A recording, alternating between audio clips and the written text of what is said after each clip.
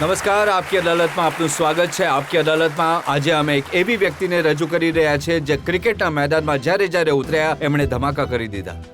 જ્યારે એમના હાથમાં બેટ હતી કે એમના હાથમાં બોલ હતો તો સામેવાળી ટીમના છક્કા છૂટી ગયા. એક એવી પર્સનાલિટી કે જ્યારે એડવર્ટાઇઝિંગની દુનિયામાં ઉતર્યા તો એમણે જે વસ્તુની એડ કરી એ વસ્તુ લોકોએ ખરીદી. એક એવો વ્યક્તિ જે જ્યારે કોમેન્ટ્રીના દુનિયામાં ઉતર્યો તો એમણે બાકી કોમેન્ટેટર્સના છક્કા છોડાવી દીધા કે એમની બોલતી બંધ કરી દીધી. મિત્રો, આજનો કેસ આપકી અદાલતમાં.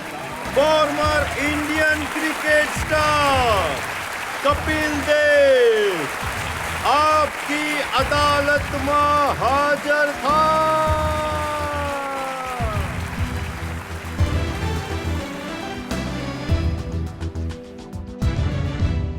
એ પહેલા કે કપિલ દેવ પર આજનો કેસ શરૂ કરીએ, આજના જજ TSR સુબ્રમણ્યમની પરવાનગી લઈશું આજની કાર્યવાહી શરૂ કરવા માટે. કાર્યવાહી શરૂ થાય તો કેસ શરૂ થાય છે. આપકી અદાલતમાં પહેલો આરોપ કપિલ દેવ પર. આપકી અદાલતમાં કપિલ દેવ પર આરોપ છે કે તેઓ માત્ર પોતાના વિશે વિચારે છે. કપિલ જે ક્રિકેટના સ્ટાર્સ છે એમની જો વાત કરીએ અને ખાસ કરીને આજે અઝરુદ્દીનની વાત આપણે કરવા ઈચ્છીએ છીએ. મેચ ફિક્સિંગમાં તમારું પણ નામ આવ્યું હતું, અઝરનું નામ આવ્યું હતું, અજય જાડેજાનું નામ આવ્યું હતું. તમને CBI પાસેથી ક્લીન ચીટ મળી ગઈ, ક્રિકેટ બોર્ડથી ક્લીન ચીટ મળી ગઈ, પણ અઝરુદ્દીનને તમે મતદરીએ છોડીને કિનારે જતા રહ્યા. સૌથી વધારે એ છે કે દરેક પ્લેયરને પોતાના વિશે ખબર હોવી જોઈએ અને સામે બૂમો પાડીને બોલવું જોઈએ. જેમ કે જો ભૂલ થઈ ગઈ છે તો માનવું જોઈએ કે ભૂલ થઈ ગઈ છે. અને મને એ લાગતું હતું કે મને એટલું ખબર હતું કે અઝરે જે હિન્દુસ્તાન માટે કર્યું છે એ કોઈ બીજા પ્લેયરે નથી કર્યું. જેના ઉપર દોષ હતો એ અમે માત્ર અનુમાન લગાવી શકતા હતા, વિચાર કરી શકતા હતા, લોકો આંગળી ચીંધી રહ્યા હતા, પણ અમને કોઈ વસ્તુની ગેરંટી ન હતી.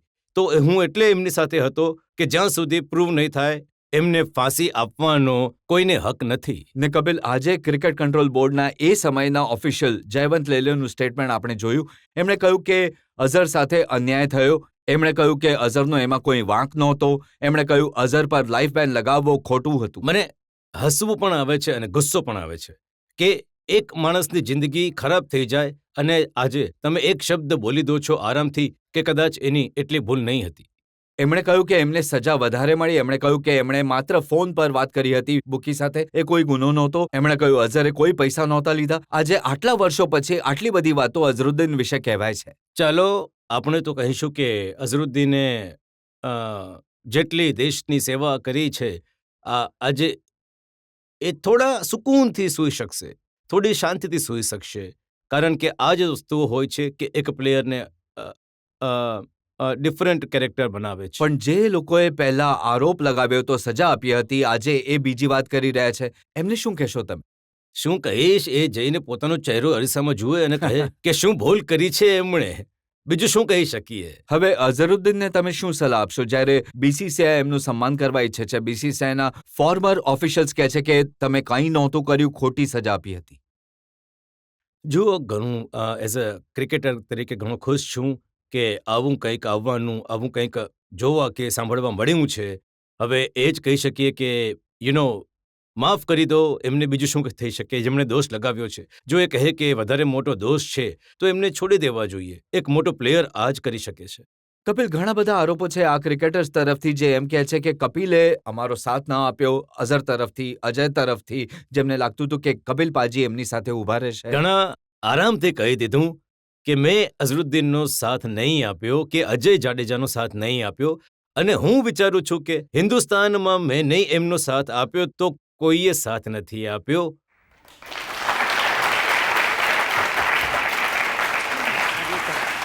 અને જો એ બંને આ કહે છે તો મને આજે પોતાની જાત પર ઘણી શરમ આવી રહી છે. ના, હું તમને જરૂર કહી દઉં કે આ ન તો અજય જાડેજાએ કહ્યું ના અઝરે કહ્યું. એ બંને તો તમારા ઘણા વખાણ કર્યા. આજે પણ અઝર સાથે અમે વાત કરી. અઝરે કહ્યું કે કપિલે મારો જરૂર સાથ આપ્યો, પણ ઇમ્પ્રેશન એ થઈ કે એ ફસાયેલા રહી ગયા અને તમે બહાર નીકળી ગયા. ધ ઓનલી થિંગ ઇઝ કે એમણે પોતાની લડાઈ પોતે લડવાની છે. દરેક માણસે પોતાની લડાઈ લડવાની છે.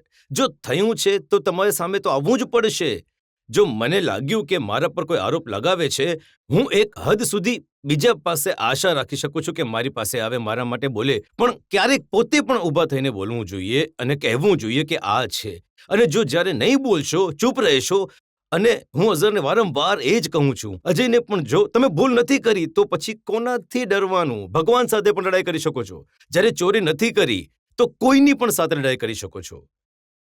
આ મારું માનવું છે, આ મારી સ્ટાઇલ છે, આ મારા વિચાર છે, અને એ જ હું કહેવાની કોશિશ કરતો હતો. પણ જો મારા વિચાર કોઈને પસંદ નથી તો એનો અર્થ એ નથી કે મેં સાથ છોડી દીધો કે એમને સલાહ નહીં આપી. એ જ ના હું એમ કહી નથી. શકું છું. એમનું કહેવું છે કે જેટલું સારી રીતે કપિલ દેવ બોલી શકે છે, જેટલું જોરથી કપિલ દેવ બોલી શકે છે, અઝર કહે છે કે હું બોલનાર માણસ નથી, મને તો બોલતા નથી આવડતું બિલકુલ. મને પણ એવું લોકો કહેતા હતા કે કપિલ દેવને બોલતા નથી આવડતું. પણ જ્યારે તમારી ઉપર આટલો મોટો આરોપ લાગે છે તો અવાજ અંદરથી નીકળે છે, કોઈ જરૂર નથી પડતી. એ જે શબ્દ રચના આવે છે એ અંદરથી નીકળે છે, અને એ ખાસ્સા જોરથી નીકળે છે. જો તમે સાચા હો, અને માનું છું કે બધા ખેલાડી વાત નથી કરી શકતા, પણ જો આપણે કોઈના વિશે વાત કરીએ, એમનો અવાજ પોતાનો હોવો ઘણો ઇમ્પોર્ટન્ટ છે. એમને એ લાગે છે કે જેમ કે હર્ષલ ગિબ્સ છે, એમને પોલીસે બોલાવે, એમણે માન્યું કે હા હું બુકી સાથે વાત કરતો હતો, એમણે બધો આરોપ હેન્સી ક્રોનીએ પર લગાવી દીધો, પણ ત્યાં કોઈને આ રીતની સજા ન થઈ. એ આજે પણ રમી રહ્યા છે. આઈ થિંક આપણા પોતપોતાના ક્રિકેટ બોર્ડ પર છે. આપણા ક્રિકેટ બોર્ડે કહ્યું, આઈ થિંક એમને રિઝલ્ટ મળતા પહેલા મીડિયાએ એમને દોષી બનાવી દીધા. બાકી જે બચ્યા હતા ક્રિકેટ બોર્ડે દોષી કપિલ, બનાવી તમને દીધા. નથી લાગતું કે આઈસીસીના લોકો વધારે નારાજ છે એશિયન ક્રિકેટર્સથી, ઇન્ડિયન ક્રિકેટર્સથી? કારણ કે જે રીતના ચાર્जेस શેન વોર્ન પર લાગ્યા, સેક્સ સ્કેન્ડલનો આરોપ લાગ્યો, મેચ ફિક્સિંગનો આરોપ લાગ્યો, ડોપિંગનો આરોપ લાગ્યો, એમને તો કોઈએ કંઈ ન કહ્યું, એમને તો કોઈએ બહાર ન કાઢ્યા. આઈ થિંક આ બધું ક્રિકેટના પોતાના બોર્ડ પર છે. આપણું કલ્ચર કંઈક અલગ કહે છે, ઓસ્ટ્રેલિયન કલ્ચર કંઈક અલગ કહે છે. જો એમના કલ્ચરમાં એ વસ્તુઓ ઘણી સામાન્ય છે તો એમના પોતાના બોર્ડે જોવાનું છે. આપણા ક્રિકેટ બોર્ડ કે આપણી સંસ્થા કે આપણી સભ્યતા છે એ આપણને આ વસ્તુમાં ઓપનલી કરવા નથી અલાઉડ કરતી. તો એના માટે આઈ થિંક આપણા ક્રિકેટ બોર્ડ કંઈક સ્ટેપ પણ લઈ લે છે. તો I think it's not something we are going against. માત્ર ઇન્ડિયન ક્રિકેટ બોર્ડ જ નહીં, પાકિસ્તાન ક્રિકેટ બોર્ડે શોએબ અખ્તરને આપણે જોયા, એ મોઢું સંતાડીને આંખોમાં અશ્રુ લઈને બહાર ગયા છે હિન્દુસ્તાનથી. આઈ થિંક શોએબ અખ્તર ઘણા જ મોટા બોલર છે. એમણે ઘણું પાકિસ્તાનમાં પોતાનું નામ કમાયું છે, દુનિયામાં નામ કમાયું છે. પણ જ્યારે આ રીતની વાતો થશે, એઝ અ ક્રિકેટર તરીકે મને થોડું વિચિત્ર કે શરમ આવે છે કે આવું નહીં થવું જોઈએ. તમે વિશ્વાસ કરો છો શોએબ અખ્તર જ્યારે કહે છે કે હું નિર્દોષ છું, મેં કોઈ રીતની ડોપિંગમાં? ના તો મેં એના પર આરોપ લગાવ્યો, ના હું એને ક્લેરિટી આપી રહ્યો છું. આઈ થિંક આ તો આઈસીસી વાળાએ કે એમના પોતાના બોર્ડે કરવાનું છે. હું તો એમને લાયક પણ નથી કે એમને સજા આપી શકું. પણ જે મીડિયા કહે છે કે આ થયું તે થયું છે, આપણે એને વાંચી લઈએ છીએ, એના આધાર પર આપણે આપણા વિચારોને રાખી દઈએ છીએ કે આવું થયું મીડિયા તો હશે. એ પણ કહે છે કે જે એશિયન ક્રિકેટર્સ છે એમની સાથે અન્યાય થાય છે. ઇન્ઝમામની એ ફરિયાદ છે, એમને જેટલી સજા મળી એટલી સજા નહોતી મળવી જોઈતી. આઈ થિંક જ્યારે કોઈને પણ સજા મળે છે ને તો એનાથી જ તો કે એને સજા મળવી જોઈએ. પણ ભૂલ તો છે, અને પ્લેયર્સથી જો ભૂલ થઈ છે તો એનો દંડ પણ મળે છે. કદાચ દરેક માણસને લાગે છે કે એ સમયે એની ભૂલ એટલી નથી. જ્યારે મને ટેસ્ટ ટીમમાંથી કાઢવામાં આવ્યો હતો એકવાર, તો એ સમયે મને પણ લાગતું હતું કે મેં એટલી મોટી ભૂલ નથી કરી. પણ સમયની સાથે તમે શીખી જાઓ છો કે કદાચ હતી ભૂલ. કપિલ, એક બ્રેક માટે રોકાઈશું ને બ્રેક બાદ તમને પૂછીશું એ નિંદાઓ વિશે જે તમે બીજાની કરો છો. એક નાનકડો બ્રેક, અને બ્રેક બાદ કપિલ દેવ પર જનતાનો કેસ ચાલુ રહેશે.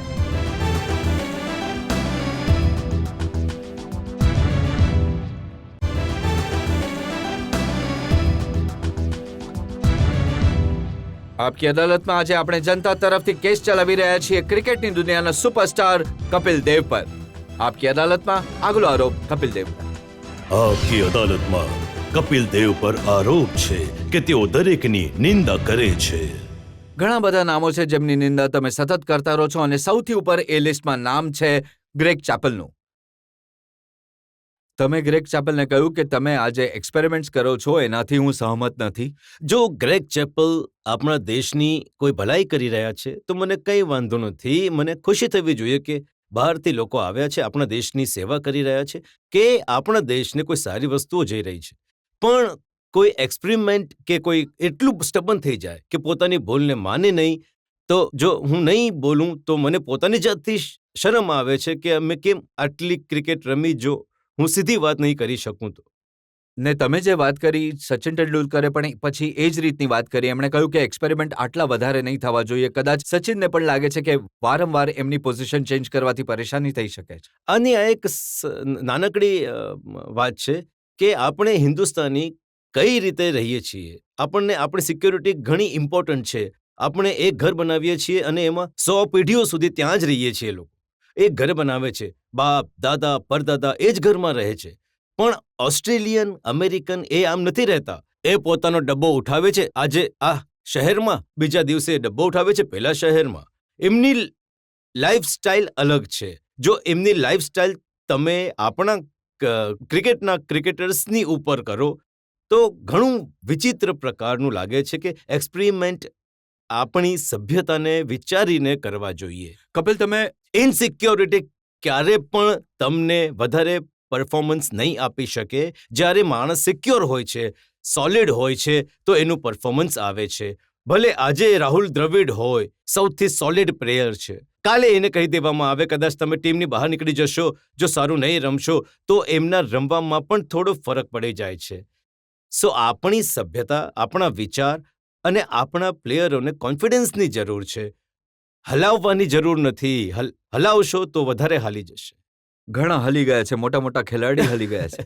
તો શું આપણે વધારે સારું કરી રહ્યા છે? શું જો ગ્રેગ ચેપલે કંઈક સારું કર્યું છે તો એના પણ વખાણ છે કે એણે બધા પ્લેયર્સને એક સમાન કર્યા છે. એની સાથે સાથે એ પણ છે કે ઘણા એક્સપેરિમેન્ટ છે. આઈ થિંક આપણે એક્સપેરિમેન્ટના યોગ્ય હજી બન્યા નથી. આપણી ક્રિકેટ ત્યાં નથી પહોંચી કે આટલા એક્સપેરિમેન્ટ કરો અને આપણી પણ ટીમને એ હજી હરાવી પણ કહે છે કે દઈએ. અમે એક્સપેરિમેન્ટ કરતા રહીશું. હમણાં જે મેચ થઈ એમાં ફરી એમણે ઇરફાન પઠાણને ઓપનિંગ માટે મોકલ્યો. મેં તો વિચારી જ લીધું છે પાછલા 6 મહિનાથી કે ઇરફાન પઠાણ નંબર 7 બેટ્સમેન નથી, એ તો નંબર 3 બેટ્સમેન છે. જો તમે 25 મેચમાંથી 15 કે 18 વાર નંબર 3 જઈ રહ્યા છો તો એ સરપ્રાઇઝ નથી. આ એક્સપેરિમેન્ટ નથી. That is every day story. So that's he is number 3 batsman we have. આપણે બહાર બેસીને જ કહી શકીએ છીએ કે આ ક્યાં તો આપણા ઘણા સ્ટબન છે, કાં તો કદાચ એમના વિચાર આપણા વિચારથી ઘણા ઊંચા છે. આપણે એટલું નહીં વિચારી શકીએ. કપિલ, તમે આટલું સ્પષ્ટ રીતે હંમેશા બેફિક્રીથી તમારી વાત કહી દો છો વગર ડરે. એક ઇમ્પ્રેશન લોકોના મગજમાં એ છે કે ગ્રેગ ચેપલ ઇન્ડિયન ટીમના જે મોટા મોટા સ્ટાર્સ છે, જે પાવરફુલ પ્લેયર્સ છે, એમને બેસાડવા માંગે છે. એમણે સૌરવ ગાંગુલીને છૂટા કર્યા, એ સચિન તેંડુલકરને કિનારે કરવા માંગે છે, એ હરભજનને પાઠ ભણાવવા ઈચ્છે છે, એ વિરેન્દ્ર સહેવાગને બહાર લટકાવવા માંગે છે. આઈ થિંક પાઠ નથી ભણાવવાનો, એમને સાથે મળીને રમતા શીખવાડવાનું છે. આઈ થિંક કયા શબ્દોનો તમે કયા સમય પ્રયોગ કરો, ધેટ્સ થોડું એમાં અંતર છે. શું તમે આમને સંગઠિત કરીને રમાડી શકો છો? વધારે એ ઇમ્પોર્ટન્ટ છે. કોઈ એમને હલાવીને બહાર કાઢવા એનો જવાબ નથી. કારણ આપણે પ્લેયરોથી કેવું બેસ્ટ પરફોર્મન્સ લઈ શકીએ છીએ એ લેવું જોઈએ. ક્યારેક તમારી વાતો સાંભળીને એવું લાગે છે કે તમે આ પ્લેયર્સને ભડકાવી રહ્યા છો ગ્રેગ ચેપલની વિરુદ્ધ. જુઓ, તમે મીડિયાવાળા છો, તમારામાં ઘણી તાકાત છે. અમારા શબ્દોને તોડીને જોડીને તમે કઈ પણ રીતે કહી શકો. તમને તો અમે રોકી પણ નહીં શકીએ. મેં જે કહ્યું, મેં જે વિચાર્યું, મેં બોલી દીધું. હવે એના તમે 3 મિનિંગ કાઢો કે 5 મિનિંગ કાઢો, નહીં, હું એ માત્ર તમારી એક જ ઉપર meaning છે. કાઢું છું કપિલ. રાહુલ દ્રવિડને જે તમે કહ્યું, તમે રાહુલ દ્રવિડ માટે એ કહ્યું કે જો રાહુલ દ્રવિડને ગ્રેગ ચેપલ ડોમિનેટ કરે છે, એમના પર દબાણ બનાવીને એમની પાસે કામ કરાવે છે, તો એ રાહુલ દ્રવિડની ભૂલ છે. બિલકુલ વીકનેસ છે. Captain is the most important thing. Under ફિલ્ડમાં કેપ્ટન છે બધું જ. આજે જો જીત થાય છે તો કેપ્ટનની વાહ થાય છે. જો ટીમ હારે છે તો કેપ્ટનને ગાળો પડે છે. અને રાહુલ દ્રવિડથી વધારે ઇમ્પોર્ટન્ટ કોણ હશે? જો એ કોઈનાથી દબાઈ જાય છે તો એ એમની વીકનેસ છે. કારણ કે એમની ઉપર આખો દેશ નિર્ભર છે. અને એમના વિચારો હોવા જોઈએ કે મારી ટીમ માટે શું સારું છે. જો તમે ડિસ્કશન કરીને કોઈ બેટરમેન્ટ ટીમમાં નથી લાવી શકતા, so you are a weak person. તો તમે રાહુલ દ્રવિડને સલાહ આપો છો કે બળવો પોકારો ગ્રેગ ચેપલની નહીં, કોઈ બળવો નહીં. તમે જ્યારે કોઈ મુદ્દાની વાત કરો છો તો એ બળવો નથી. How you can improve that. પણ જો હું મારા બાપની ઉપર કહું કે મારા ડેડે આ ભૂલ કરી છે, આ બળવો નથી. Two gate best out of that. જો હું મારા કોચને વાત કરું છું કે મારા કોચ તમે ખોટું કરી રહ્યા છો, મારા ટીચરે ખોટું કરી રહ્યા છે, પણ જ્યારે તમે ડિસ્કશન કરો છો તો રિઝલ્ટ સારું આવે છે. ડિસ્કશન કરવાથી કોઈ બળવો નથી. પણ બળવો જ્યારે તમે- તો થાય છે કે ક્યાં તો તમારું સાંભળો ક્યાં તો મારું સાંભળો. નહીં, મળી જોડીને તમે કામ કરો અને બેટરમેન્ટ ફોર ધ કન્ટ્રી. સૌથી મોટી વાત શું છે? શું તમે કન્ટ્રીના હિતમાં વાત કરી રહ્યા છો કે તમે તમારી પર્સનાલિટીને જોઈને કન્ટ્રી ભાડમાં જાય એ મને ચિંતા નથી. હું જે કહું છું એ જ ઠીક છે, એવું નથી. તમારું ઠીક વિચારવાથી વધારે કન્ટ્રીનું ઠીક હોવું એ વધારે ઇમ્પોર્ટન્ટ છે. That's called team spirit. That's called કે that's the way one should play. શું એનો અર્થ તમે રાહુલ દ્રવિડને પણ વીક કેપ્ટન એ પણ આરોપ તમારો છે? શું આ તમારો મત છે? જ્યાં એમણે સ્ટેન્ડ લેવું જોઈએ ત્યાં નહીં લે અને આપણને 1 થી 2 થી કે 2 થી વધારે વાર દેખાશે એક જ વાત, તો આપણને લાગશે કે એ વીક કેપ્ટન છે, આ સ્ટ્રોંગ નથી. જો તમે દરેક વખતે કહેશો કે મારે વાત નથી કરવી, કોઈ બીજો પ્લેયર વાત કરે, કેપ્ટનનું કામ છે કે વાત કરવી અને કહેવું કે કેમ કર્યું આવું. જો ભૂલ થઈ છે તો માનવામાં શું મુશ્કેલી છે? જો ભૂલ નથી થઈ તો અમે વિચાર્યું, ટીમે આ ડિસિઝન લીધું and we stuck by that. અમારી ભૂલ છે, અમે લેવા માટે તૈયાર છે. પણ તમે વાત નહીં કરશો, કહેશો નહીં કે શું થયું છે, તો માણસને લાગે છે કે કેમ નથી કહી રહ્યા. થોડી વીકનેસ એમની નજરમાં આવવાની શરૂ થઈ જાય છે. જ્યારે મેચ હારે છે ઇન્ડિયન ટીમ તો તમારો હુમલો કોચ પર હોય છે, ગ્રેગ ચેપલ પર હોય છે. જો તમે મીડિયા વિધિન 1 મહિનાની અંદર એક મેચ જીતી અને ગ્રેગ ચેપલને તમે સાતમા આસમાનમાં બેસાડી દો અને પ્લેયરને નહીં પૂછો, તો એ જ વાતે જ્યારે હારે છે તો તમે પ્લેયરોને કહો છો કે તમારી હાર થઈ ગઈ. આ કેવી રીતે થઈ શકે? ક્યાં તો ઇજ્જત અને માન બંને એક જ રસ્તા પર આપો અને જ્યારે ગાળો આપે તો એક જ રસ્તા પર આપો. જીતો તો ગ્રેગ ચેપલે કર્યું છે, હાર્યા તો પ્લેયરોની ભૂલ છે. એવું કેવી રીતે થઈ શકે? કદાચ ડર એ વાતનો છે કે પ્લેયર્સના દિલમાં એ ઇમ્પ્રેશન છે કે સૌરવ ગાંગુલી એટલે બહાર થઈ ગયા કેમ કે એમની કોચ ગ્રેગ ચેપલ સાથે બની. એને માટે ગ્રેગ ચેપલને કેમ? જે 5 નેશનલ સિલેક્ટર્સ છે એમને કોઈ દોષ નથી. એ ગ્રેગ ચેપલને તમે કહી રહ્યા છો. આ ગ્રેગ ચેપલ નથી ઈચ્છ્યું કે એ બહાર થઈ જાય. એણે પોતાની સલાહ આપી હશે કે I don't think so he is deserve in the team. But 5 selectors જે ઇન્ડિયાના છે, જે હિન્દુસ્તાન માટે રમ્યા છે, એ એમના વિચાર પર છે કે આઈ થિંક એનો સમય થઈ ગયો છે. એમણે જરૂર પૂછ્યું હશે કેપ્ટનને, જરૂર પૂછ્યું હશે એમણે મેનેજરને. જો તમને હું જણાવું, મોટી ઇમ્પ્રેશન લોકોના મનમાં એ છે કે રાહુલ દ્રવિડ એટલે કેપ્ટન બન્યા કારણ કે ગ્રેગ ચેપલના એક ડિસાઇપલ બની ગયા, એમને ગુરુ માની લીધા અને ચેલા બની ગયા. તો- અને સૌરવ ગાંગુલી એટલે બહાર થઈ ગયા કારણ કે એમણે એમને ગુરુ ના તો માન્યા. પછી આજે 5 સિલેક્ટર્સ કેમ રાખ્યા છે? એમને કાઢીને રાખો. પછી એ શું કામ બેઠેલા છે? એ 5 સિલેક્ટર્સ એમનું શું કામ છે? એમનું કામ છે કેપ્ટનને પિક કરવું. એમનું કામ છે આખી ટીમને પિક કરવી. અને તમે ક્રેડિટ આપો છો ગ્રેગ ચેપલ ટીમ બનાવે છે, એ કઈ રીતે લઈ શકું છું? હું ક્રિકેટ રમ્યો છું, 15 વર્ષ હિન્દુસ્તાન માટે રમ્યો છું. સિલેક્ટર્સ પિક ધ ટીમ, એ એમના હાથમાં છે. એના પછી દે પિક ધ 11 ઓલ્સો. બટ જો સિલેક્ટર્સ વીક હશે તો કેપ્ટન સ્ટ્રોંગ થઈ જાય છે કે મેનેજર સ્ટ્રોંગ થઈ જાય છે. તો તમે બીજી રીતે કહી રહ્યા છો કે આપણા જે નેશનલ સિલેક્ટર્સ છે એ ઘણા વીક છે. એમણે પણ સમજી વિચારીને જ સૌરભને કાઢ્યો હશે. તો હું ગ્રેગ ચેપલને કેમ દોષ આપું? જો હું વખાણ કરીશ તો હું આપણા સિલેક્ટર્સને કરીશ. જો ભૂલ કાઢીશ તો આપણા સિલેક્ટર્સને કહીશ કે એમણે વિચાર્યું કે ટાઈમ આવી જો ગયો. તમે સિલેક્ટર્સ હોત, હું નથી. શું તમે રાહુલ દ્રવિડને કેપ્ટન બનાવત? હું નથી. જે વસ્તુ હું નથી એની હું વાત નહીં કરી શકું. જો હું પ્રાઇમ મિનિસ્ટર હોત તો શું કરતો? જ્યારે નથી તો શું ફાયદો એ વસ્તુની વાત કરીને? તમે પ્રાઇમ મિનિસ્ટર હોત તો ગ્રેગ ચેપલને બહાર મોકલી દેત. ભાઈ નથી. જો હું બોર્ડ પ્રેસિડેન્ટ હોત તો હું શું કરતો? હોત તો હું કંઈ કહેતો. પ્રાઇમ મિનિસ્ટર હોત તો હું કહેતો. જ્યારે હું નથી તો આવી સપનાની દુનિયામાં રહેવાનો શોખ નથી મને. આપણે એક બ્રેક માટે રોકાઈશું ને બ્રેક બાદ કપિલ દેવ પર જનતાના કેસનો વધુ એક દોર.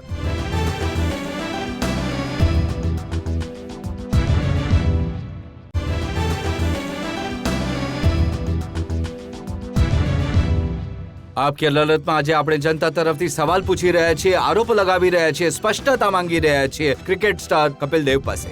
આપકી અદાલતમાં આગલો આરોપ કપિલ દેવ પર. આપકી અદાલતમાં કપિલ દેવ પર આરોપ છે કે તેઓ દરેક વાતમાં પોતાનું માથું મારે છે. કપિલ, સચિન તેંડુલકરનું હું ઉદાહરણ આપું છું. થોડા દિવસ પહેલા તમે સચિન જ્યારે એને ઈજા થઈ હતી, એ બહાર બેઠેલા હતા ફિલ્ડની, તો તમે કહ્યું હતું કે હવે થઈ ગયું સચિન, હવે જરા રિટાયર થઈ જાઓ. એવું નથી મેં કહ્યું. આઈ થિંક એ જ છે કે માણસ શું કહે છે અને સામેવાળો શું વિચારે છે, શું લખે છે અને તમે શું વિચારો છો. જો મારી પાસે તમારું આ 21 જૂન 2005નું ચંદીગઢમાં અપાયેલું નિવેદન છે. એમાં લખ્યું છે કે કપિલે રોટરી ક્લબના કાર્યક્રમના પ્રસંગે પત્રકો સાથે વાતચીતમાં કહ્યું, સચિન હવે 32 વર્ષના થઈ ગયા છે, એમનું બેસ્ટ ફોર્મ વીતી ચૂક્યું છે. બિલકુલ સાચું કે એ 18 વર્ષના નથી, એ આજે 33 વર્ષના થઈ ગયા છે અને 18 વર્ષના છોકરામાં અને 33 વર્ષના છોકરામાં ઘણો ફરક હોય છે. The best is gone. જેટલું એણે દેશને માટે સેવા કરી છે એ આપણા કોઈ ક્રિકેટરે નથી કરી. બટ બધાએ એક દિવસ જવાનું છે. જે દિવસે એ જાય અમે ઘણી ઇજ્જતથી એને મોકલવા ઈચ્છીએ છીએ. આ મેં કહ્યું હતું. જે દિવસે એ રિટાયરમેન્ટ લે અમે પણ એને ઘણી ઇજ્જતથી અને માનથી એને મોકલીએ. બટ લખવાવાળો કહે છે કપિલ દેવે કહ્યું રિટાયરમેન્ટ લઈ લો. હું કોણ થાઉં છું? મેસેજ તો એ છે કે જે દિવસે એ જાય આવા પ્લેયરને આપણે ઇજ્જતથી મોકલવો જોઈએ. કપિલ જે પણ- દિવસે સૌરવ ગાંગુલી છોડવા ઈચ્છે આપણે એમની સારી પરફોર્મન્સ યાદ કરવી જોઈએ અને કહેવું જોઈએ કે એણે હિન્દુસ્તાનની ઘણી સારી સેવા કરી છે. પણ સચિન વિશે જે સમયે તમે આ કહ્યું, એના પછી જ્યારે સચિન આવ્યા અને સચિનની બેટ ચાલી, તો એવી ચાલી કે તમે પછી કંઈ બોલી ન શક્યા. મને બોલવાની શું જરૂર છે? Sachin will never be 20 again. આજે તમારી સામે બોલી રહ્યો છું and he can not play the way he use પણ ટુ હવે પ્લે. જે રીતે બેટિંગ કરે છે, લોકો કહે છે 18 ના નહીં 17 વર્ષની જેમ બેટિંગ કરે છે. Good luck. મારું પોતાનું અનુમાન છે કે એ જે એમણે બેટિંગ આપણને શારજામાં બતાવી હતી કે ઓસ્ટ્રેલિયામાં બતાવી હતી અર્લી હિઝ લાઈફ, આપણે એવી બેટિંગ ફરીથી નહીં જોઈ. He is very matured but he is not the Sachin we use to expect. હું હજુ પણ માનું છું કે એના જેટલો ટેલેન્ટેડ પ્લેયર નથી આવ્યો. બટ દરેક પ્લેયરનો એક દિવસ આવવાનો છે અને એણે જવાનું છે. જો આપણે કહીએ કે સચિન 50 વર્ષ સુધી આવું રમી શકે છે તો નહીં. એણે પોતાની જાતને મેચ્યોર કરીને સમજી વિચારીને વધુ સારું રમી શકે છે. પણ એવી ક્રિકેટ ફરીથી એનું રમવું મને નથી લાગતું. પણ હવે જે રીતે સચિન રમી રહ્યા છે, જે રીતે એમણે પાછલી 3-4 ઇનિંગ્સ રમી, જે રીતે એમણે સેન્ચુરીઝ એમણે બનાવી છે, એને જોઈને તમને નથી લાગતું કે સચિન એક નવા અવતારમાં પાછા ફર્યા છે મેદાનમાં? જુઓ, તમે એક 100ની ઉપર કે 50ની ઉપર વાત કરી શકો છો. હું પાછલા 2 વર્ષની ઉપર વાત કરું છું કે 2 વર્ષમાં જેમ વિરેન્દ્ર સહેવાગ શરૂમાં આવ્યો, એ રમ્યો, એના પછી એનો લીડ પીરિયડ આવ્યો. એ નહીં કે સચિનની એબિલિટી ઓછી છે કે ટેલેન્ટ ઓછું છે, but he is not young man any more. He is not the best what he was. કે સચિન તેંડુલકર જેવો પ્લેયર સિંગલ હેન્ડેડલી મેચ જીતાડવા વાળો હતો. He became a matured back seat player. Let youngest win the match. But એ બધાની સાથે થવાનું છે. આજે રાહુલ બોલ બનેલા છે. 2 વર્ષ પછી એમનો પણ ટાઈમ આવવાનો છે કે other young star will take over. આ કોઈ ખોટી વાત નથી. આ આપણા વિચારમાં ફરક નથી. એકના એક દિવસે હું રિટાયર થયો, ગાવસ્કર સાહેબ રિટાયર થયા, ડોન બ્રેડમેન રિટાયર થયા. બધાને થવાનું છે હા, અને તો બધાએ પોતપોતાના ટાઈમ પર ઘણું સારું પરફોર્મ આપ્યું છે. યુ કાન્ટ એક્સપેક્ટ કે સચિન જેવા પ્લેયરે જેણે 40-100 કર્યા છે, શું આપણે ઈચ્છીશું કે એ 100 વર્ષ સુધી ક્રિકેટ રમે? એવું નહીં થઈ શકે. આ માત્ર આપણે આપણા સપનાઓમાં વિચારી શકીએ. એ વધુ 2 વર્ષ રમે તો આપણને ઘણી ખુશી થશે. પણ જેટલું એમણે દેશ માટે કર્યું છે એનાથી આપણને ઘણો સંતોષ છે કે તેઓ આપણી આશાઓથી ઘણું વધારે સારું રમ્યા છે. તમે દરેકને રિટાયરમેન્ટની સલાહ આપો છો. સૌરવ ગાંગુલીને પણ તમે કહ્યું કે રિટાયર થઈ જાઓ. ભાઈ, નહીં રિટાયર થાવ. તમે જો ક્વેશ્ચન પૂછો છો, જવાબ નહીં આપો તો તમે આવીને મારી ઉપર બોલો છો. આજકાલ કંઈ નથી બોલતા. ભાઈ, જો તમે કંઈ ક્વેશ્ચન પૂછશો કે આ તો હું જવાબ આપીશ કે ચૂપ થઈને બેસી રહીશ. ચૂપ થઈને બેસવાનું છે પણ નહીં. તમે તો એ કહ્યું ને કે સૌરવ ગાંગુલી અપમાનજનક જીવન જીવી રહ્યા છે, એનાથી એમણે એવું કરવું નથી. જોઈએ. એવા વર્ડ હું નથી યુઝ કરતો અપમાનની. આઈ થિંક તમે તોડી જોડીને વર્ડ નાખવા ઈચ્છી રહ્યા છો કે હું નથી ઈચ્છતો કે આટલો મોટો પ્લેયર સૌરવ ગાંગુલી જેવો પ્લેયર વિનંતી કરીને ક્રિકેટ રમે. જેટલી એમણે સેવા કરી છે એ શાનથી બહાર જાય અને આપણા હીરો બનીને રહે. સચિન પણ, રાહુલ પણ, ધોની પણ, હરભજન પણ, અનિલ કુંબલે પણ, જ્યારે પણ એ જાય શાંતથી જાય, કારણ કે એમણે એટલી આપણને ખુશી આપી છે, એટલું એમણે પરફોર્મ કન્ટ્રી માટે આપ્યું છે. તો એનું મારા વિચારમાં થોડું અલગ છે, કહેવાની રીત અલગ છે. ક્યાં તો તમે પૂછો નહીં, પૂછો તો હું ફેરવી તોડીને બોલી નહીં શકું. સારું નથી લાગતું. સૌરવ લાગ્યું મને 2 વર્ષ પહેલા કે જ્યારે એને એ સમય કાઢ્યો કે સૌરવ હવે તારે લઈ લેવું જોઈએ, એ તારું ઘણું અપમાન કરી રહ્યા છે. અને કોઈ ક્રિકેટરનું અપમાન થાય તો મને સારું નથી લાગતું. આ જો આરોપ છે તો લઉં છું. લાગે છે કે આ સવાલ પર ઓછામાં ઓછી જનતા તો તમારી સાથે છે. આપણે એક નાનકડા બ્રેક માટે રોકાશું અને બ્રેક બાદ આપકી અદાલતમાં કપિલ દેવ પર જનતાના કેસનો વધુ એક દોર.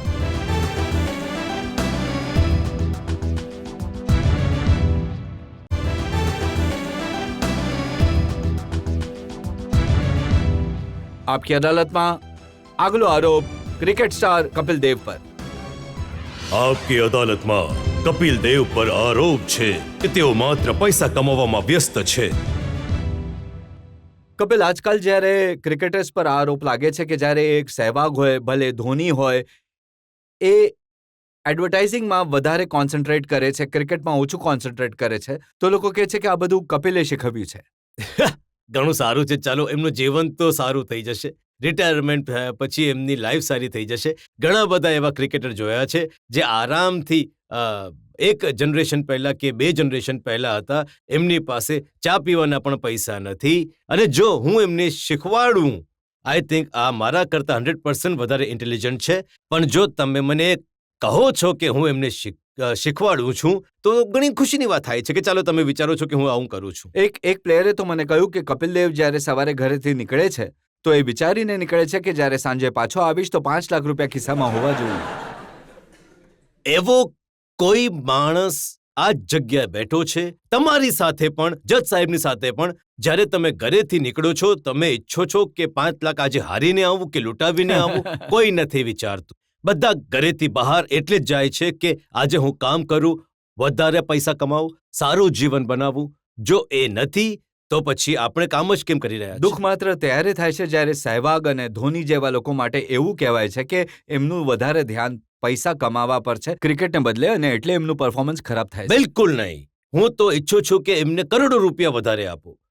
કારણ કે આજે પહેલી વાર આપણને ખુશી થાય છે કે આપણા ક્રિકેટર્સ બહુ જ સારું રમે છે. ખુશી થાય છે. અને જે માણસ એમની ઉપર આંગળીઓ ચીંધે છે, એમને પૂછો, જો કદાચ એમનો નાનો ભાઈ રમી રહ્યો હોત, શું એ જ વાત કરી શકતા હતા જે હમણાં સહેવાગ કે સચિન કે કોઈની ઉપર બોલી રહ્યા છે? શું એમનો દીકરો જો ક્રિકેટ રમી રહ્યો હોત તો શું એવું વિચારતા? નહીં, ફ્રી રમી લે, વગર પૈસે રમી લે. નહીં, પછી તો વધારે માંગતા. જ્યારે પોતાના ઉપર આવે છે તો કંઈ નહીં, જ્યારે પોતાના પર નથી પડતું તો આંગળીઓ આરામથી ચીંધી દે છે. જો એ એડવર્ટાઇઝમેન્ટ કરે છે, એમનું જીવન 10 વર્ષનું છે, 12 વર્ષનું છે, 15 વર્ષનું છે, ના તો એ નોકરી કરે છે, ના એમની પાસે કોઈ બીજો જોબ છે, માત્ર ક્રિકેટ રમે છે અને એડવર્ટાઇઝમેન્ટ કરે છે. જો આજથી 20 વર્ષ પહેલાના ક્રિકેટર જુઓ, ક્યાં તો એ રેલવેમાં કામ કરતા હતા કે બેંકમાં કામ કરતા હતા કે બીજા કોઈ ઓર્ગેનાઇઝેશનમાં કામ કરતા હતા, તો એ પણ પૈસા કમાતા હતા. આજે એમની પાસે કોઈ જોબ નથી. 15 વર્ષમાં એમણે 75 વર્ષના જીવનનું પસાર કરવાનું છે. તો જો એ કમાય છે તો આપણને શું દુઃખ છે? જો આપણા હીરોની પાસે પૈસા નહીં હશે તો આપણને દુઃખ થશે. આપણને તો ખુશી થવી જોઈએ કે હજુ વધારે મળે. એમના પરફોર્મન્સ અને એમના પૈસાની ઉપર બંને ભેગી ડીલ લડાઈ હોવી જોઈએ. એ પોતાનું નસીબ લઈને આવ્યા છે. જો વધારે બને છે તો એમનું નસીબ. અને જો કોઈને તકલીફ છે તો જઈને એડવર્ટાઇઝમેન્ટ વાળાને કહો, નહીં આપો ભાઈ એમને. આપણને શું તકલીફ? આપણને એમની પાસે 2 પૈસા હશે તો ક્યારેક આપણને ચા કોફી પીવડાવી દેશે યાર. આવો જનતાને પૂછીએ જે લોકો તમને સવાલ પૂછવા માંગે છે. જી હા, અહીંયા આપણી ટીમને જોઈ છે કે જ્યારે પણ કોઈ કટોકટીની જ્યારે કોઈ મેચ હોય છે તો આપણી ટીમ મોટે ભાગે હારી જ જાય છે. એકદમ દુઃખ થાય છે. આપણે તો સ્પોર્ટ્સ માઇન્ડેડ જ હજુ બન્યા નથી. આપણે તો સ્પોર્ટ્સ કલ્ચરમાં પણ હજુ તો નથી ઘૂસ્યા. આપણે તો બાય ધ વે ક્રિકેટ રમીએ છીએ, સ્પોર્ટ્સ રમીએ છીએ, અને એ સ્પોર્ટ્સને આપણે એટલું વધારે વિચારીએ છીએ કે આપણા માટે એટલી ઇજ્જત અને માન લાવશે. આપણી 7 પેઢીમાં ક્યારે કોઈએ રમતો નથી રમી, એક આવતો જતો કોઈ પ્લેયર નીકળે છે, એના ઉપર આપણે આટલી બધી આશાઓ રાખી દઈએ છીએ, તો એ ઘણું મુશ્કેલ છે કે ઢગલો થઈ જાય છે કે હારી જાય છે કે કપિલ તમને એટલે પૂછે છે, જ્યારે તમે લડતા હતા તો એક કિલર ઇન્સ્ટિંક્ટ દેખાતી હતી કે સામેવાળાને હરાવવાનો જ છે. હવે જો- એ સ્પિરિટ ખતમ થઈ ગઈ. જો હું તમારા ઉપર જ લેવું, અમે બધા કહી શકીએ છીએ કે રજત શર્મા જેવો ઇન્ટરવ્યુ બધા કેમ નથી લઈ શકતા? ભાઈ, એનામાં એ જોશ નથી. તો દરેક માણસ પોતપોતાની આવડતને લઈને આવે છે. આ બદલાવ પાછલા 5 વર્ષમાં આવ્યો છે કે મા બાપ લઈને આવે છે કે મારા છોકરાને રમાડી લો. અમારા વખતે એ હતું કે મા બાપ કહેતા હતા કે ચૂપ કરીને બેસીને ભણતું, રમવા ગયો તો ઝાપટ પડશે, તો ચોરી કરીને રમતા હતા. અને બીજા દેશોમાં, જે અમેરિકા, ઓસ્ટ્રેલિયા, બાકી ઇંગ્લેન્ડમાં, એમના મા બાપ એમની સાથે રમવા જાય છે સેટરડે સન્ડે.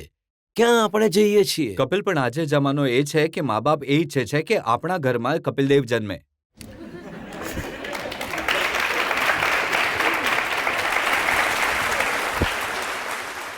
હું કોઈ ભાષણ નથી આપવા ઈચ્છતો, હું કંઈ નથી કહેવા ઈચ્છતો. હું એ ઈચ્છું છું કે જે દિવસે તમે બધા સેટરડે સન્ડે જ્યારે રજા હોય છે ત્યારે જો તમે નહીં રમશો તો ઘણા ઓછા સચિન જન્મ લેશે, ઘણા ઓછા રાહુલ દ્રવિડ આવશે. પણ જે દિવસે તમે બધા વિચારશો કે આપણે રમવું છે, આપણે દરેક બીજા દિવસે એક સચિન જન્માવીશું, દરેક બીજા દિવસે કપિલ જન્મ લેશે. નહીં તો બાય ધ વે કોઈને કોઈ આવી જશે. પણ ડોક્ટર, એન્જિનિયર આપણે સૌથી વધારે જન્માવીશું, કારણ કે એ જ આપણા મા બાપ ઈચ્છે છે. આ સત્ય છે, આને તમે છુપાવી નહીં શકો. બટ મા બાપ ઈચ્છે છે કે સીધો સચિન તેંડુલકર બની જાય, રાહુલ દ્રવિડ બની જાય. એને માટે ઘણા બલિદાન આપવા પડે છે. આશા કરીએ કે કપિલ, તમારી વાતોથી લોકો શીખશે અને વધુ સચિન તેંડુલકર, વધુ કપિલ દેવ આપણા દેશમાં જન્મશે. આપણે એક બ્રેક માટે રોકાવાનું છે અને બ્રેક બાદ સાંભળીશું આપ કી અદાલતમાં આજના જજ TSR સુબ્રમણ્યમનો નિર્ણય કપિલ દેવ પર જનતાના કેસનો.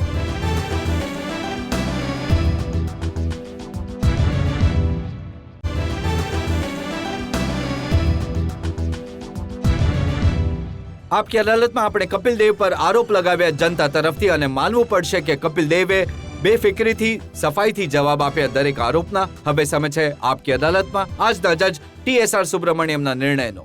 કપિલ એક ઓર્ડિનરી પર્સન નથી. એ પ્લેયર ઓફ ધ સેન્ચુરી રહ્યો છે. એમની જાણકારી છે તો એમને પોતાનો વ્યૂ આપવાનો હક, એમને પૂરો હક છે. આ જજનું એક ઓબ્ઝર્વેશન છે કે એટલા સારા જવાબ એમણે આરોપના ઉપર આપ્યા. કપિલ પોલિટિશિયન બનવા માટે બિલકુલ લાયક છે.